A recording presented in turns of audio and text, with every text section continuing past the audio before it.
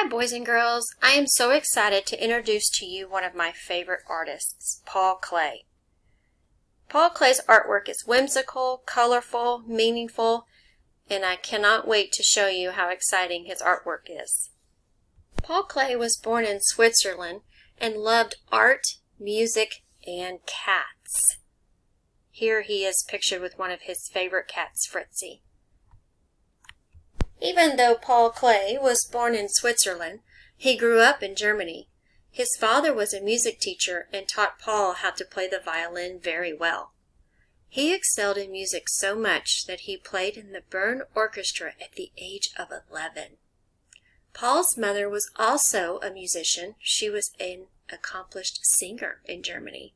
They both had hoped that Paul would take a career in music. Here are a couple of examples of Paul Klee's music paintings.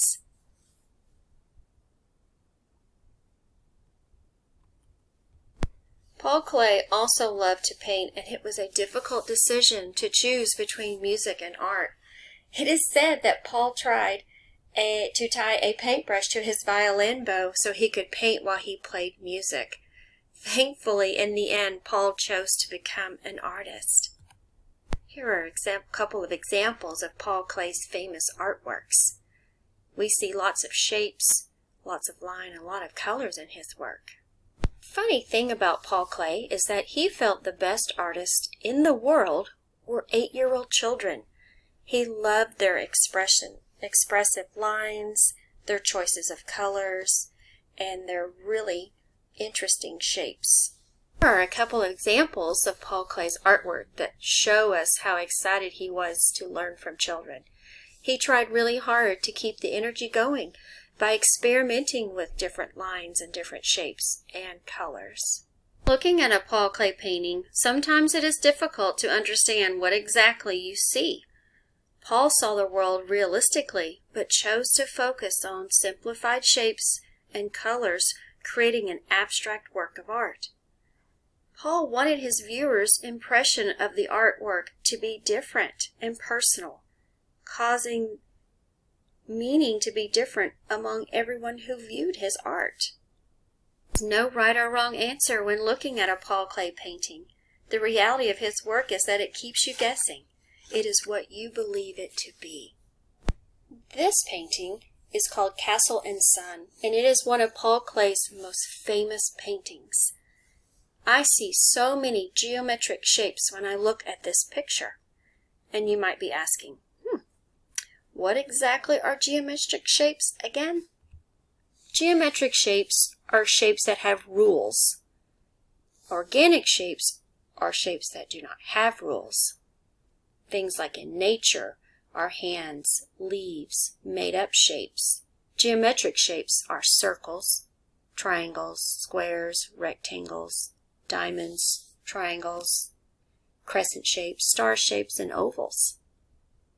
Boys and girls, let's create our own Paul Klee Castle and Sun using geometric shapes. And the supplies you will need for this project are a piece of paper. It can be any colored paper. In fact, it could be paper from a magazine or flyers in the mail or newspaper. You're going to also need crayons or markers, colored pencils, a ruler, and if you don't have a ruler, you can use the edge of a book. You'll need a pencil and a circle tracer. And what I mean by a circle tracer is something out of the kitchen that is the shape of a circle that you can trace around. Okay, step 1. When using a pencil and the ruler, draw a border around your paper. Then begin by drawing vertical lines for the castle walls. So you see here I started drawing lines vertically up the paper. Then I also started making shapes, triangle shapes. Sometimes I use shapes that are found in a wooden block set. Okay. Step 2. Continue to draw the castle, creating squares, rectangles, triangles. Use vertical lines, use horizontal lines, and use diagonal lines. And continue to grow your drawing towards the top of the paper. As my castle develops, I am remembering to keep my castle design interesting by adding a variety of lines and shape designs. I use diagonal lines crossing to create triangles. I use horizontal lines to make various size rectangles. And then as I approach the top of the paper, I use more shapes to create the tops of the castles. And I make sure that I leave a space for my sun.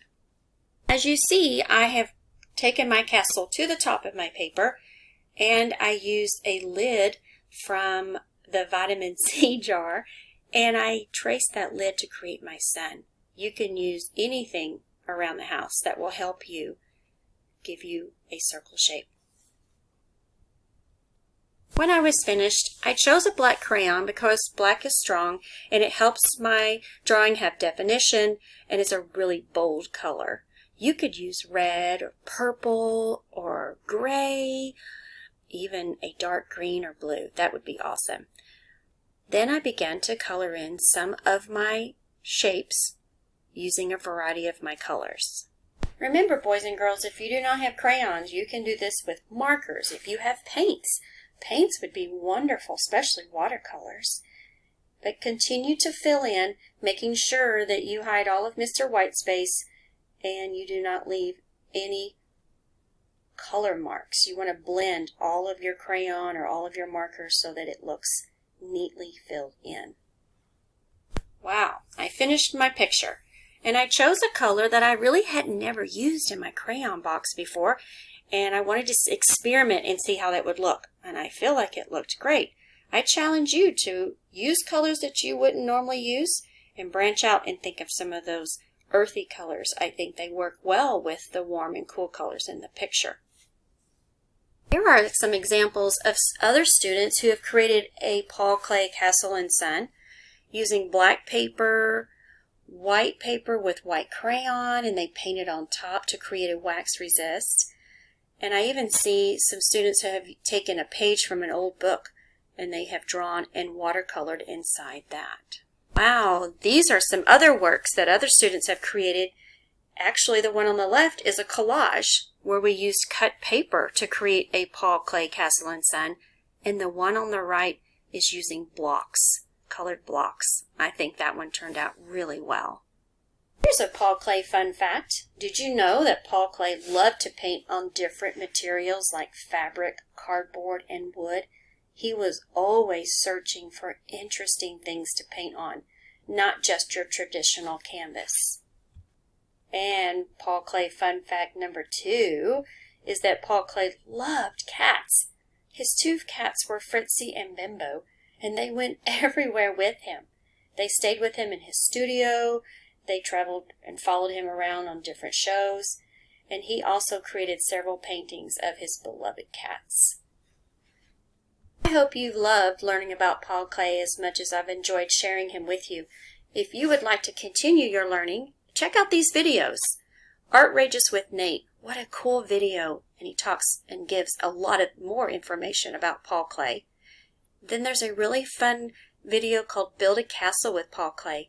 That one's really, really interesting. Then there is a animated short little movie about Paul Klee with art and data. I think you all have seen that one in the classroom before. Boys and girls, I hope you have fun creating your artwork, and I would love to see everyone's creations uploaded on Flipgrid. I hope you have a wonderful weekend and a great next week, and I will be back to give you more fun videos. Have a great night.